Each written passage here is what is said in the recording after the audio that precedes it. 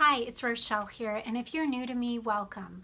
I'm a therapist. I specialize in EMDR. I have advanced training in that application with people with attachment disorders, and I'm really passionate about helping people with trauma and anxiety break free from the disrest and the chaos in their mind so that they can step into their best lives. And today we're going to be talking about differentiating between the inner critic and our conscience, which sometimes we confuse.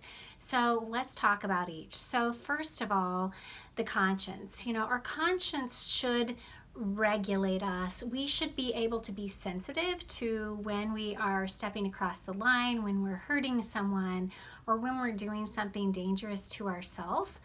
The conscience should be active, and we should be sensitive to social norms.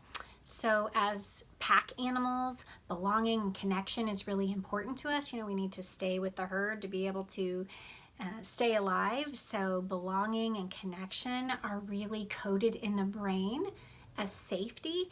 And so we perceive rejection from others or being cast out as a really dangerous situation. So we are going to be sensitive. And I mean, who out there, I know I have for sure, many times, left a situation and thought, oh, I wish I hadn't said that, or I hope this didn't come off the wrong way, or I shouldn't have done this.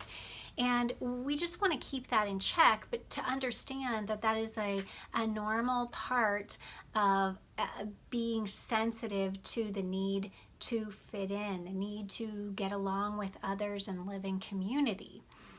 We also want to make sure that we are keeping our behaviors and our actions and our words and deeds aligned with our values. So we want to be sensitive to when we've maybe gossiped or done something that we know steps over the line. So that's the role of our conscience. It's a good thing.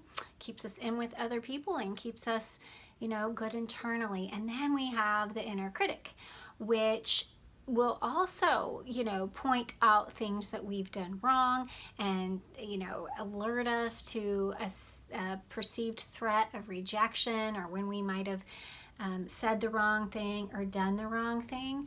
But this inner critic can sometimes be extremely harsh.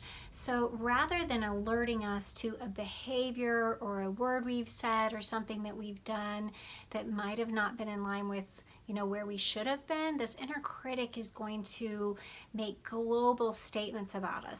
Things like, you're not good enough, or you're not smart enough, or who would want you, or you're not lovable, or no wonder everybody leaves you.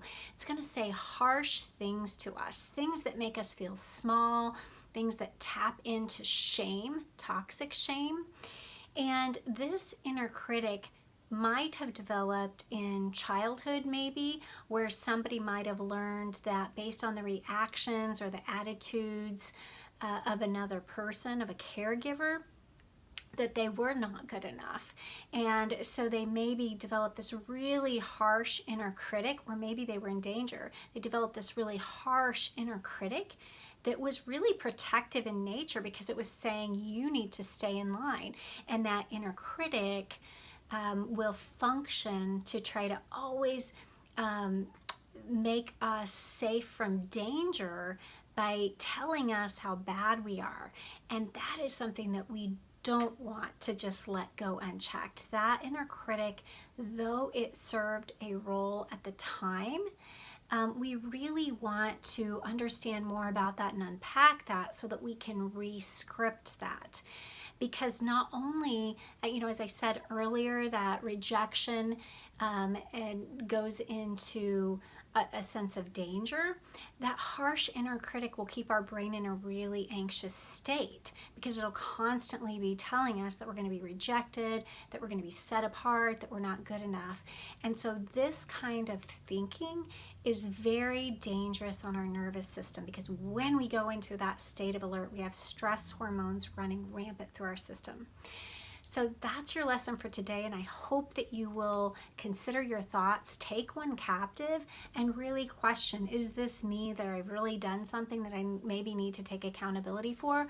Or is this a runaway inner critic that's really doing damage to my nervous system? We'll talk about more ways to combat that later down the road. So hope that was helpful. I look forward to giving you more tips for having stronger minds and stronger lives.